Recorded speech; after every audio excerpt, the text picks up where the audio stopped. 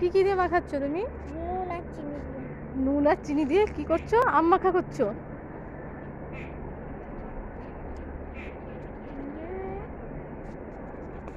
দেখো বন্ধুরা, অনুষ্কা আমটা কাটলো, কেটে এবার এটাকে মাখাচ্ছে। এবার এটা কে কে খাবে?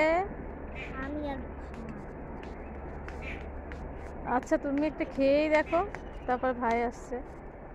খেয়ে দেখো তো ঠিক হলো কিনা। এই তো ভাইও হাজির, তোমার ভাইও চলে এসছে।